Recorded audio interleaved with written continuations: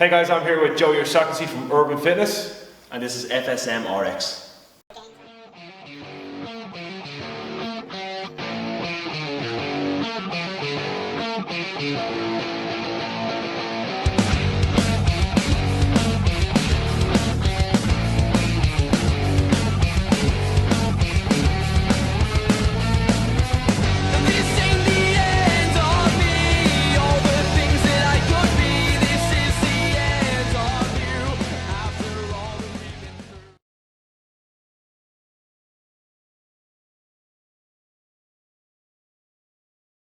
So hey guys, Stephen from FSM RX, and today I'm here with Joey OShaughnessy from Urban Fitness in their new venue. They've been here 8 weeks now? 8 weeks, over 8 weeks. Yeah. And Joey, thanks for being on the show. No problem, pleasure. Alright, so for people that don't know, Urban Fitness is now in Glenagiri. Yep. Originally was in Blackrock. Yep. And for people that don't know, Joey is one of the guys that 4 years ago he started on climbing. Boot camp on a beach. Boot camp on a beach, no, very little equipment, just moving people's bodies around.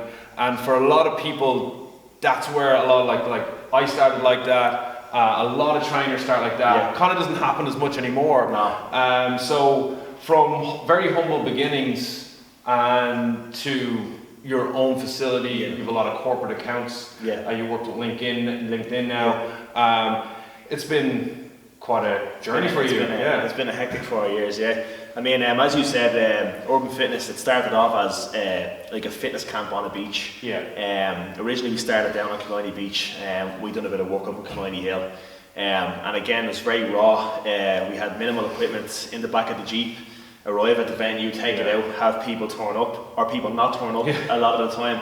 I mean, I was telling you a story off camera before we came on. I mean, one of the nights I always remember is being on Killiney Beach it was like Craggy Island, you know, pistons of rain coming in, and just one American girl that was training us at the time turned up, and because she was the only person that turned up, training for free. I'll never forget standing, you know, having her doing shuttles and working on the beach, rain coming in, and getting home and thinking to myself, what am I doing here? But you know, we stuck with it.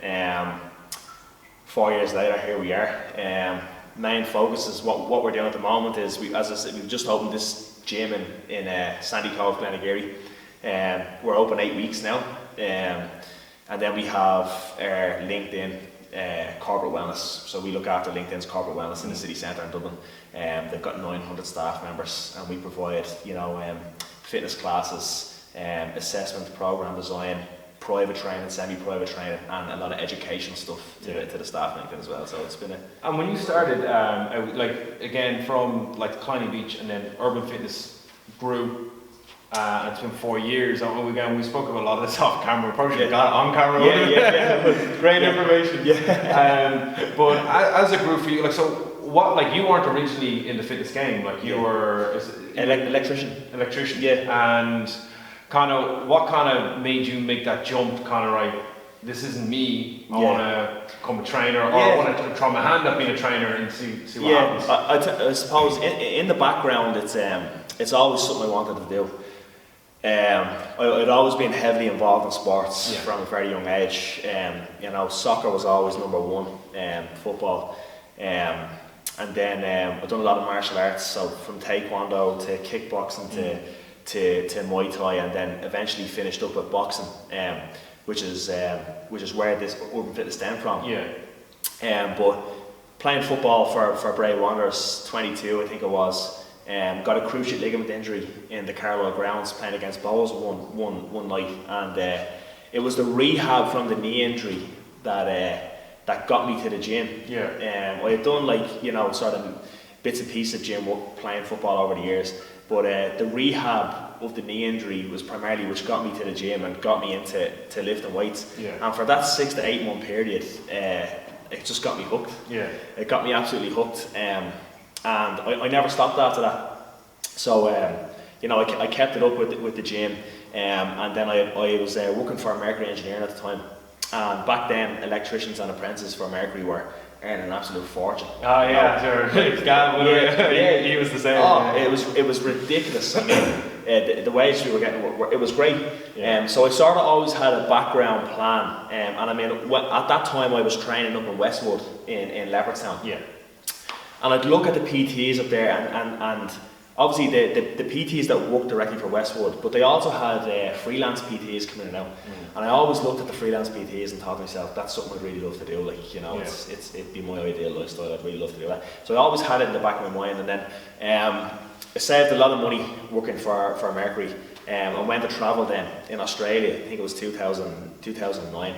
Went to Australia, and I'd always sort of planned, right, when I got back from Australia, I'm going to try and chase this, try and do it. Like, got back from Australia, went back working small bit of work with the electrical stuff. Had the bug, went and studied, got everything set up, and the rest is history. You know, started off, as I said, with a boot camp on a beach. It was just the suppose the road way to do it. You know, set up somewhere, try and gather as many people as you possibly can, and get them working together and training. You know, and when I look back, I think of some of the nights we had in the fitness camps, and they were unbelievable. You know, the atmosphere, the amount of people that we had training there, and you know, it's really grown from one thing to the next. And it's been a long slog, like, you know, but you know, 100% worth it when it pays off at the end. And that's what a lot of like new guys, and we'll talk about that a little bit later, but a lot of guys as well, they don't understand the hours and the dedication. Like you said, you were on Coney Beach, piss and rain, one girl, training her like crazy. You didn't even charge her for that day, and like you go home, you question yourself, and I think everyone has been like everyone that's kind of gone through from humble beginnings to like where you are now, you've had those moments where is it worth it? Like, slogging away with one client, it's piss and rain, I don't know, is this for me? Is this what I should be doing? But there's something driving you behind that, and for you having those moments, like kind of talked you out of that to kind of go, right, this is what I want. It's hard, I know it's hard, but it will eventually pay off. Because a lot of guys will go, it's hard, let's just cut this, let's not do the boot camps anymore, we'll try something. They're always trying to launch something new. Right, I mean, I suppose you've always got to have an underlying belief that it is going to come good, you know, and I always, from the very start, I mean, I always believed it would come good, like, I suppose, because I had such a desire, you know, to primarily to train myself. Like, I was so interested in the whole strength conditioning field and the performance field and the aesthetic field of training, that, I mean, that's all I did. It's just, you know, I read, I studied, you know, I watched videos, I was constantly on the internet, like, you know, forums. It's just I had a huge passion for what I was doing, and I always, because, you know, I suppose I always try to, if you're thinking you want to become successful at something, you want it to be something that you're heavily interested in, and you know, if the fact that you can sort of turn a hobby and, you know, into work, I suppose that's a dream. You know, it's what everybody wants to do. Everyone wants to turn a hobby into work, like, you know. And even though, like, when you do turn it into work, it's never as glamorous as you think it's gonna be. You know, I mean, I'm sure there's Premiership footballers who give out about their job on a daily basis. But there's a reason. There is like, if you're like, I want to be this guy, and I want to work, and it'd be so amazing. It's like, you're doing the same thing. Every day. Over and over. It can get repetitive. There could be days, like, it's like we were saying, it's like some days I teach the same class 7 times. The 7th class is hard to be the motivating coach when you're teaching the same movements, and you're kind of like, it's been a long day, I'm tired. You might have, like, a few members might have dropped off, or you didn't make the sale, or something, other stuff, family, and all that comes in. It's kind of like, right, but like, I still have to come in for my last class. Absolutely. I have to give it all. Like, it is, like, I wouldn't change what I do for the world. It's not as glamorous as people think it is. Like, it's like, oh, well, you get to just train people all day. That's amazing. That's easy. Training all day, and even being an athlete, I suppose. Like, being an athlete, having to train 4 or 5 hours a day. It's not as glamorous. I'd love to be able to do that. Like, I don't think Katie Taylor's like 100% happy. Can't wait to get into this gym now, you know. Just go back to the gym and do another 4 hours of this and another this and this, and my coach is on my ass. It is. It's completely. You know, I would, as you said there, I would never change it. I love what I do every single day. I love it. But I mean, we spoke about this on camera as well. When I think back over the last 4.5 years, or whatever it is, I mean, if you ask me to repeat that 4.5 years, that would be tough. Yeah. It'd be very tough. But when you're doing it for the first time and you are doing it, it never seems as bad as looking back at it when you're doing it. You just do. You do. You just get it done. But like, if you have to go, like, something like, do you want to go back and start again? Yeah. No, because I know what I have to go through again. Yeah. And I don't want to go through that again. Exactly. I wouldn't wish that on most people. Yeah. But like but you still, I think everyone has to they have to understand they have to pay their dues. Yeah. You have to get up early in the morning. You have and to. you have to be the last guy leaving the gym late at night.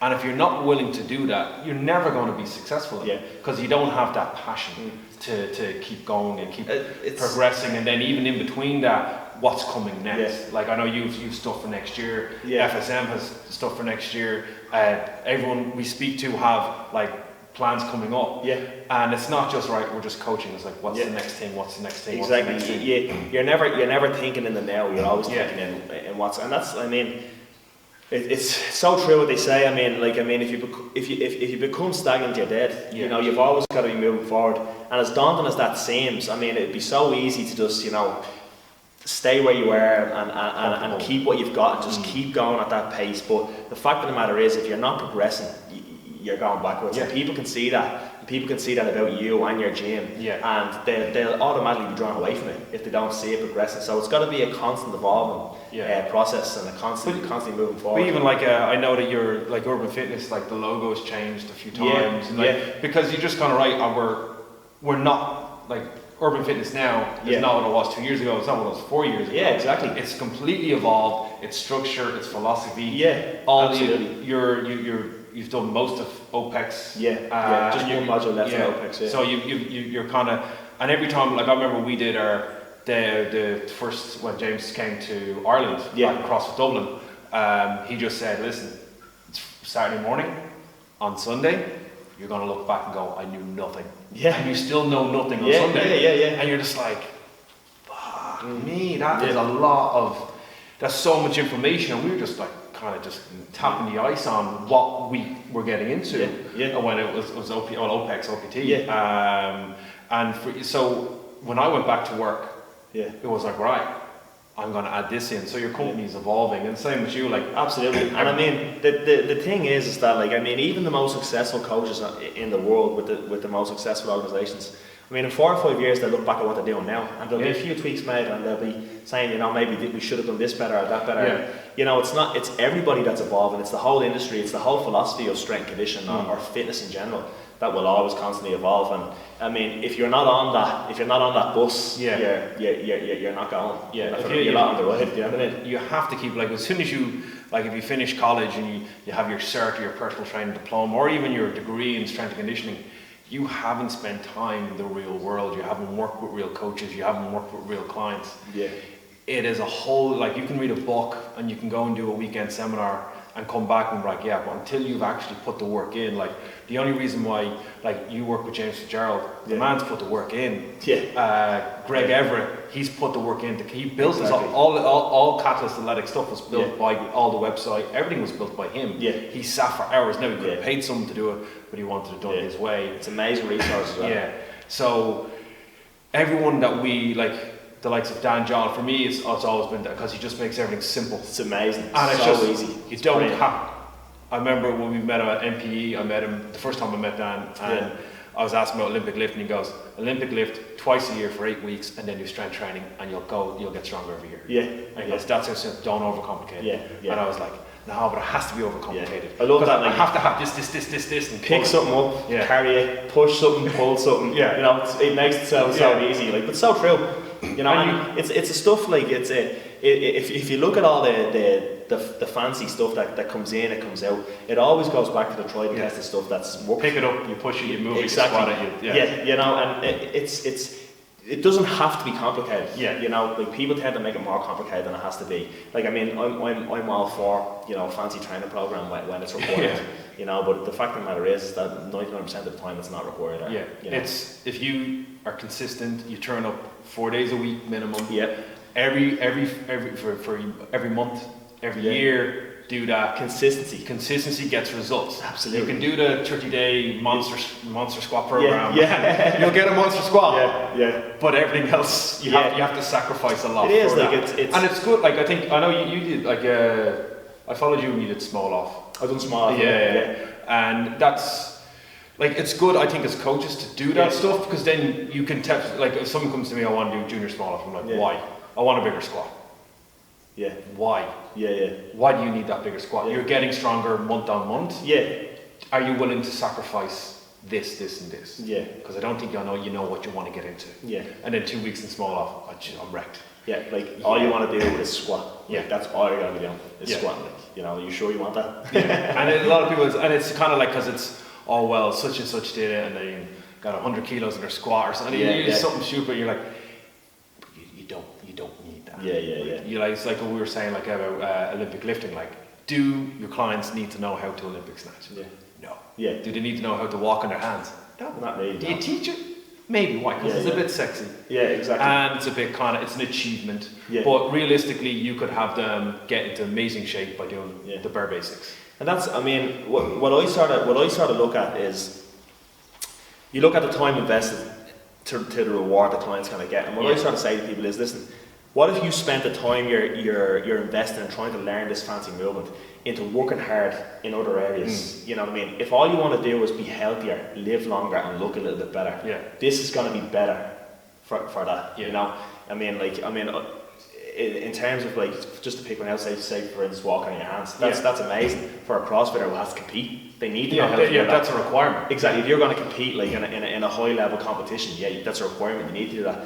But what if you spent that extra time working on your squat or doing a little bit of deadlifting or doing some energy system work or whatever that's going to be more conducive to help you reach your goal of being healthier, living longer, and looking better. And it's like most, it's 99%. Yeah, aesthetics. Yeah, it is. I want a big squat. Why? Because I'll be stronger and I'll feel more confident and I'll probably look better and I'll have a tighter ass and chicks check me out and I can wear better jeans. And when it comes to all that, it's like, and it's longevity. How long can you keep that? Yeah. So when I am 50 and 60 and 70, I still want to be able to squat. Like Wayne Healy's dad, still squatting ridiculous numbers at 70 years of age. Yeah.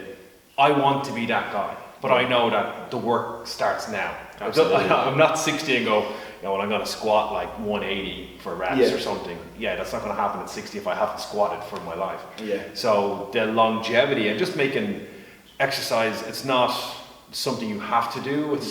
It's a hobby. It's part of your life. It's brushing your teeth, and it's something you do every day. And that's the big thing I think in Ireland, the world, that people are kind of like, I have to go to the gym. And it's like in January, we're all going to see it in January. Yeah. Oh, I want to sign up, and I'm committed, and I'm going to do this, and you see them. Hopefully, sign up. There you go. Come January. And you've got that, and people want to join up. Yeah. And then after 2 weeks, where are you? Oh, I'm really sore. Yeah. Because they went in, I want to do 6 days a week. Yeah. Let's just do 2. It's 0 to 100 miles an hour. Yeah, and you can't do that. And they think in the fitness game you can. And then it's like, well, I want to go on this extreme diet as well and do extreme hard training. Yeah. You can't do both. Yeah. But I'm going to do both. Yeah. You're not the exception to the rule. You're not the genetically gifted. You don't have the willpower. You've never done this. You have very, like, as we were saying, like, you have a coach. Yeah. I have a coach. And again, with nutrition, I think nutrition is like fitness. You need a coach. Yeah. Very few people can go strict, and it's not even strict, but it's being healthy, just making the right choices. And then it's the lack of education on the right choices. Yeah. So people go in, it's like you can go into any Globo gym, and you'll see a guy squat 180, and it's a curtsy. It's not a squat. Just like this. Yeah. And it's awesome, and you're like, okay, it's okay.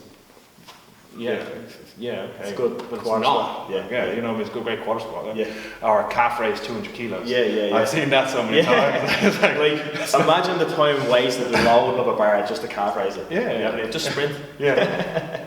And you either have big calves or you don't. Yeah, exactly. I've never seen someone make drastic change. You don't really see the Instagram pics for calf changes either. Yeah. Like a 6 week calf, awesome calves in 6 weeks. But when it comes to training philosophy, for you in urban fitness, what would be kind of your kind of mindset when guys come in, new guys come into your gym? What's kind of your mentality? Are you a longevity kind of person, or it's all individualized depending on the client? I'll tell you, like it's, I suppose working with OPEX and listening to James, I mean, he really sort of pushes and emphasises the individuality aspect of the program. Yeah, and what we do is, I mean, our main program we run at the gym, the group program, it's called the group coaching system. So we call it our GCS program. And again, with the GCS program, what we try and do is give people like a balanced approach to strength and fitness.